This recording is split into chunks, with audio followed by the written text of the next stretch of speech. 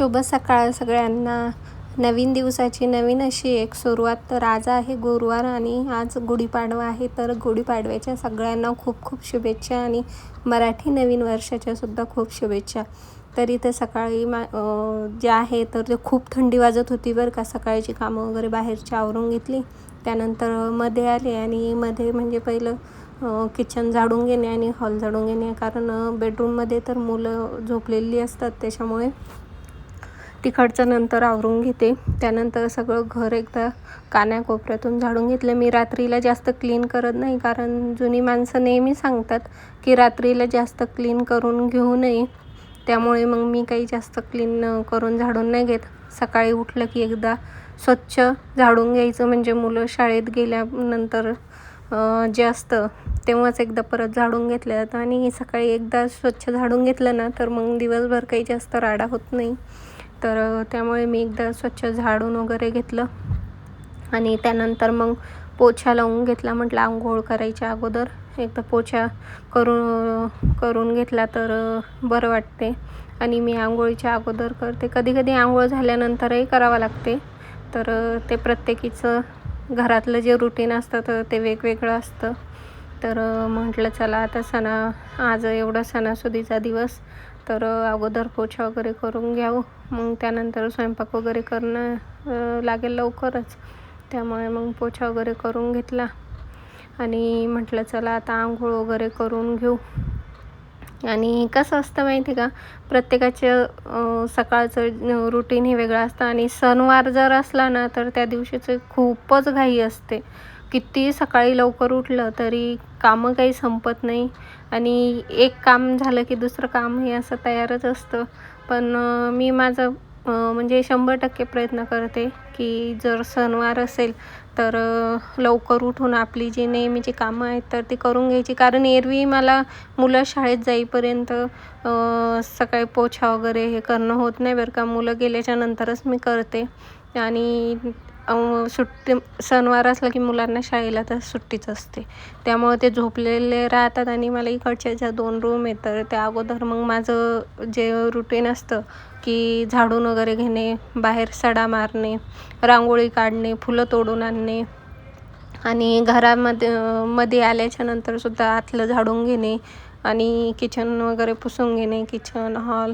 आणि जे माझं मशीनवरती सामान वगैरे राहतं ना तर मी ते सुद्धा एकदा सकाळी माझ्या हाताने क्लीन करून घेते. आणि मशीनसुद्धा माझी रोज पुसून घेते मी ती मशीन, शिलाई मशीन. तर त्यामुळे मग मला ते आता सवय पडलेली आणि ते नेहमी हाताखालून जातं की पोछा वगैरे करत असले की ते मशीन जे आहेत त्या 2 तर त्या क्लीन होऊनच जातात.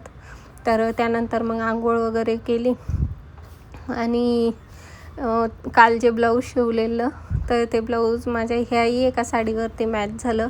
मग म्हटलं चला आता ही साडी नेसूया, म्हणजे स्वयंपाक करायला सुद्धा सोपं पडेल. आणि मला साडी नेसायला खूप आवडते बरं का.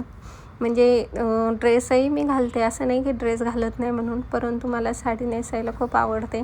कारण आहो म्हणतात की साडीवर तू खूप छान दिसते. मग मी फारसं माझ्याकडनं होता येईल तोपर्यंत मी साडीच नेसण्याचा प्रयत्न करते. त्यानंतर मग दूध गरम करायला ठेवलं, 1 ग्लास पाणी घेतलं आणि पाणी पिलं. तेव्हा कुठं मला बरं वाटलं, कारण सकाळची उठलेली. आता तुम्ही पाठीमागे बघतच असाल की आता थोडंसं उजेडायला होऊ लागलं. मग म्हटलं चला अगोदर पाणी पिऊन घेते, कारण मी जर पाणी नाही पिलं आणि डायरेक्ट चहा जर घेतला ना तर मला आता खूप ॲसिडिटी होईल. त्यामुळे मग मी अगोदर म्हटलं 1 ग्लास पाणी पिऊन घ्यावं. आणि बघत होते, डोक्यात विचारही सुरू होता की आता काय, पहिलं सुरुवातीला काय करू, नंतर काय करू, हे डोक्यात विचारही सुरू होते. त्यानंतर म्हटलं चला आता भांडे वगैरे होते रात्रीचे तर भांडे लावायचे राहिले. म्हटलं दूध गरम होईपर्यंत हे भांडेही लावून घेऊ. आणि स्वयंपाकाचं नियोजनसुद्धा ठरलेलं. म्हटलं आता बटाटे उकडायला लावून देते, म्हटलं नंतर तोपर्यंत आपली देवपूजा वगैरे होऊन जाईल. आणि बटाट्याची भाजी, श्रीखंडपुरी, आमच्या शेगाव साईडला श्रीखंडपुरीच करतात, कारण माझं लग्न झालं तेव्हापासून माझी सासू श्रीखंडपुरीच करते. मग म्हटलं कशाला उगाच आपले माहेरचे जे करतात ते सासरी नको आणायला. त्यामुळे मग मी जे सासरी करायची माझी सासू तर तेच मी करते. श्रीखंड आणि श्रीखंड, पुरी, भजे आणि विदर्भाचं सगळ्यात फेमस कुरडई पापड.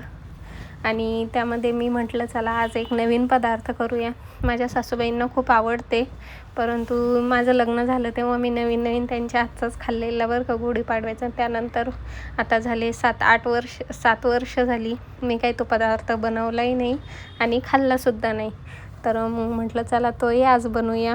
आणि त्यानंतर मग इकडे चहासुद्धा ठेवला माझ्यासाठी आणि बटाटेसुद्धा उकडायला टाकत होते. मग म्हटलं कसं बटाटे एकदा उकडून घेतले तर भाजीसाठी सोयीचं पडते, आपलं कामही सुरू राहते आणि गॅसवर ते होऊन जाते.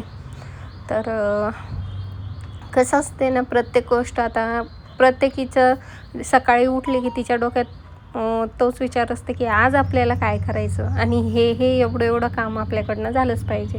आता मला तर म्हणजे माझ्या डोक्यात एक विचारही सुरू होता की गावाकडं आता शेतीचे कामं सुरू, हा पाऊसही येतो आहे आणि हा पाऊस आता मध्येच आला म्हणजे शेतकऱ्याचा हातातोंडाशी आलेला घाससुद्धा ह्या पावसाने हिसकावून घेतला बरं का. कारण माझ्या आईचा फोन आलेला की त्यांचे हरभरे वगैरे सोंगाचे राहिले, तसंच राहिलेलं काही जमा करायला राहिलेले. तर खूप परेशानी होती बरं का अशा वेळेस. आपल्याला म्हणजे बाहेरून असं वाटते की काय असतील त्यांचे कामं, परंतु जेव्हा स्वतःच्या डोळ्यांनी बघतो ना तर खूप त्रास होतो की शेतकरी एवढं वर्षभर मेहनत घेतात आणि असंच मध्ये वादळ वारे पाऊस जर आला ना तर खूप त्रास होतो आणि त्यांचं खूप नुकसान होऊन जातं.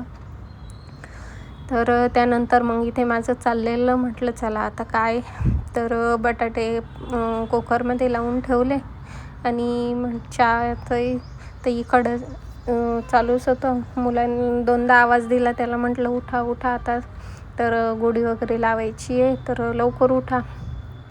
आणि त्यानंतर मग परत लक्षात आलं की आपले भांडे घासायचे राहिलेले, तर ते मी दारात वगैरे ठेवते. तर हे सुद्धा माझ्या सासूंनी आणलेले बरं का माझ्यासाठी, जे पितळाचे आहेत ना, तर आपण दरवाजामध्ये ठेवतो, छोटे छोटे घंगाळ आहेत, खूप छान आहे. आणि दिवासुद्धा त्या या तीर्थक्षेत्राला गेलेल्या तर तिथून आणलेलं त्यांनी माझ्यासाठी. मग त्याचं जे नेहमी काम नाही पडत तर मी त्यांच्यासाठी एक बॉक्स केलेला. म्हटलं जेव्हा कधी काम पडेल तर तेव्हा आपण त्यातून काढून ते घासून घेऊ आणि लगेच उपयोगाला येते. की कसं आहे, आपण आपल्या ठिकाणी व्यवस्थित ठेवलं ना तर आपल्याला वेळेवर सापडतं.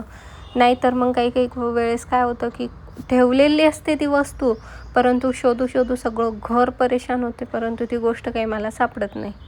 तर मग म्हटलं चला हातोहात तेवढं आता घासूनही घेऊया. आणि मी म्हटलं होतं की जास्त काही आता मेनू वगैरे करायचं नाही आहे, तर तेवढंच. पण सकाळची एवढी भयानक घाई होऊन जाते. सण असला की त्या दिवशी नेमकी घाई होऊन जाते. तर इथे मग मी माझ्यासाठी चहा घेतला आणि माझं चहा पिण्याचे हे असं एक ठिकाण आहे बरं का. म्हणजे माझं असं असतेच, मला चहा वगैरे घ्यायचा असला तर मी शांततेने घेते आणि पाणीसुद्धा माझं शांततेतनं पिणं असते.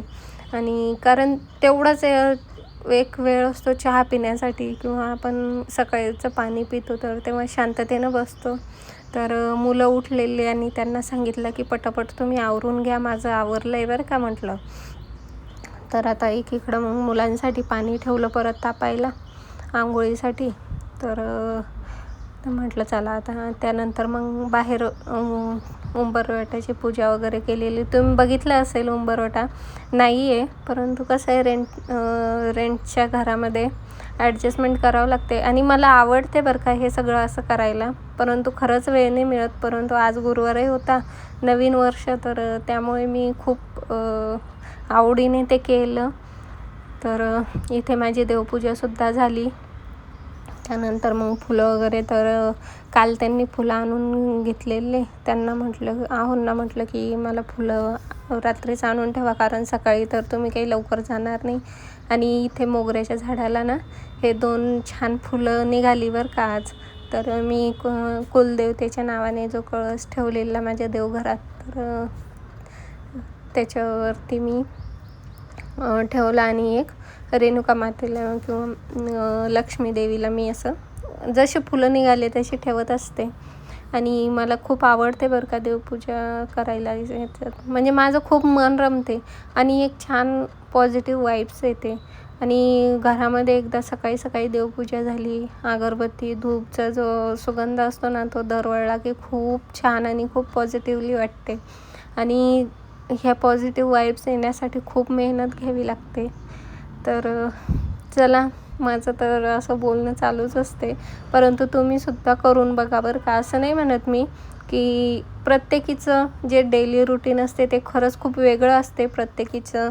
कोणी ऑफिसला जातं, तर कोणाच्या मागे टिफिनची घाई असते, तर कोणाच्या मिस्टरांची घाई असते. माझ्याही मागे माझ्या मुलांच्या टिफिनची घाई असते.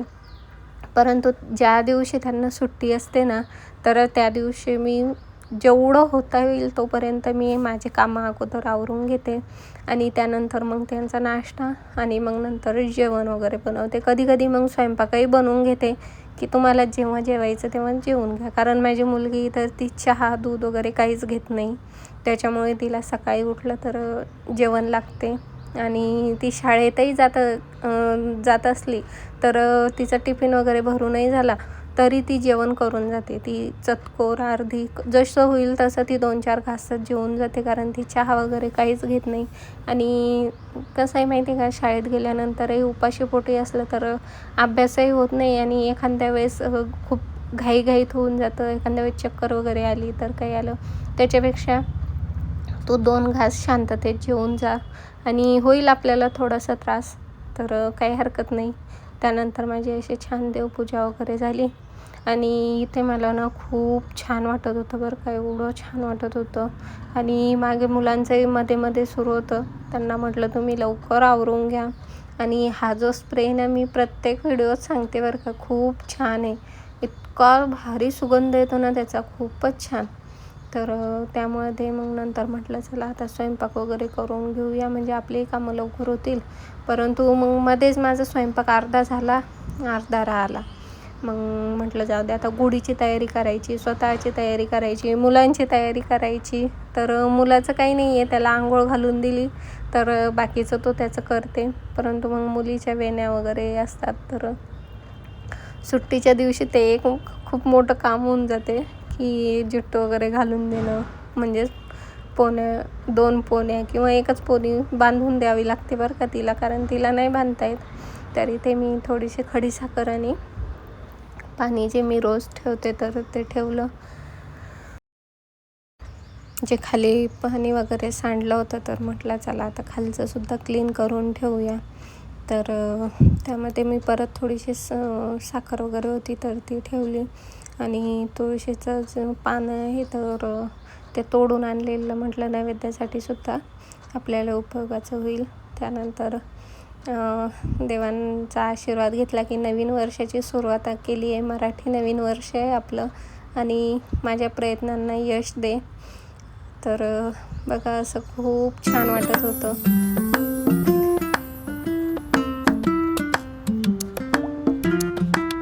मी जो हा ठेवलेला ना कुलदेवतेचा कळस, तर याच्यात आता ना म्हणजे लवकर आता उन्हाळ्याचं ना खूप पाणी येऊन जाते, तर मला पाणी टाकावं लागते त्याच्यावरती, नाहीतर उन्हाळ्याचं खराब होऊन जाते ते.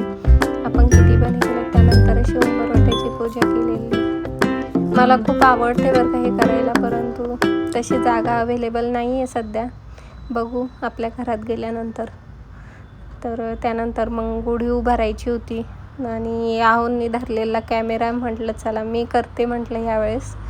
तर मग साडीच्या वगैरे मिऱ्या टाकून घेतल्या. त्यामध्ये चालू मुलगा ते काय मदत करतो आहे. त्याचं म्हणणं होतं की मम्मी मला घालायचा म्हणून हार. म्हटलं आता इतक्यावरती तुझ्या ते खाली जर घेतलं तर ते खाली साडी टेकायची. मग म्हटलं जाऊ दे मीच करते. मग म्हटलं आपण सगळ्यांनी मिळून करूया. सगळ्यांनी मिळून केलं तर कसं छान वाटते. तर असं साधं सिंपल केलं आहे. आणि कोणताही आपली जे मराठी सण आहे तर ते कितीही साधे सिंपल करा. आपली ज्या नेहमीची जी परंपरा आहे तर त्यांनी खूप छान असं पॉझिटिव्हिटी येते आणि मन प्रसन्न होऊन जाते.